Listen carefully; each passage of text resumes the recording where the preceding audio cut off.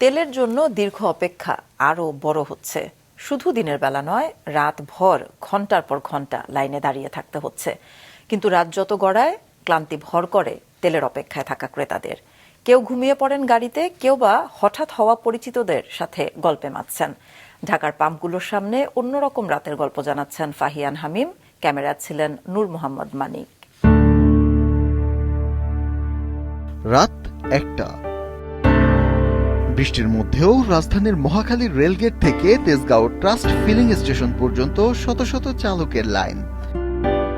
তারা জানে না কখন মিলবে তেল। আমরা এখানে 4.5 ঘন্টা পর্যন্ত দাঁড়ায় রয়েছি, কিন্তু আমরা এখনো এই পর্যন্ত আসতে পারছি। বৃষ্টির মধ্যে ভিজতেছি, পুরা ভিজে অবস্থা খারাপ। এখন রাত বাজে 1টা। এখন রাত বাজে আপনার 1:09। না খেয়ে না নিয়ে বউ বাল বাচ্চা ফেলাই থুয়ে এই তেলের জন্য খাড়ায় রয়েছি। আমরা ভাইয়া কত কষ্টে আছি, আসলে আমাকে দেখার মতো কেউ নাই। তেল দিয়ে আমাদের পাঠায়, আমাদের সংসার চলে, ফ্যামিলি চলে।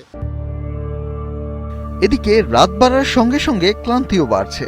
কেউ গাড়িতেই ঘুমিয়ে পড়েছেন, কেউ ফোনে বাড়িতে জানাচ্ছেন রাতে আর ফেরা হবে না, আবার কেউ গল্পে কাটাচ্ছেন দীর্ঘ অপেক্ষার সময়। আর যেসব পাম্পে তেল শেষ, সেখানেও একই চিত্র।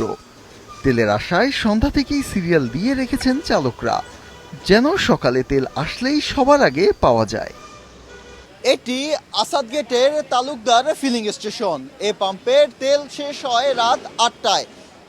এখন বাজে 2টা, মানে 6 ঘন্টা আগে তেল শেষ হয়েছে এ পাম্পের। কর্তৃপক্ষ জানিয়েছে এ পাম্পে তেল আসবে বেলা 12টার পরে। ততক্ষণ পর্যন্ত এই গাড়িগুলোকে অপেক্ষা করতে হবে তেলের জন্য। রাত 3টা। আসাদ গেটের সোনার বাংলা সার্ভিস স্টেশনে তখনও পাওয়া যাচ্ছিল তেল, তবে লাইনের শেষ গিয়ে ঠেকেছে মোহাম্মদপুর কাঁচাবাজার পর্যন্ত। 4 থেকে 5 ঘন্টা অপেক্ষা করে 500 টাকার তেল পেয়ে খুশি নন বাইকাররা। 11টা থেকে আসা, এখন রাত্রে 3টা বাজে, এখন তেল পেলাম 500 টাকার তেল দিছে। যে পরিশ্রম হয়েছে এই হিসাবে 500 টাকার তেল মানে খুবই অল্প আর কি। এখন এই যে তেল নিয়ে যাচ্ছি, সকালে অফিস, এখন এই তো অবস্থা, প্রচুর ভোগান্তি। আমি আনলিমিটেড দিতে গেলে আমার তেল শেষ হয়ে যাবে 2 ঘন্টায়, আমি যা পাচ্ছি এই মুহূর্তে। তো এই জন্য রেশনিং করলে যে সবাই যেন পায়, সবাই যেন আমরা যেন সেবা দিতে পারি, এই জন্য রেশনিং করা। রাত 4টা। মহাখালীর গুলশান সার্ভিস স্টেশন পাম্পের সামনে অপেক্ষা করছে শত গাড়ি। চালকরা অপেক্ষার প্রহর গুনছেন কখন সকাল হবে। এভাবেই এগিয়ে চলছে সময়।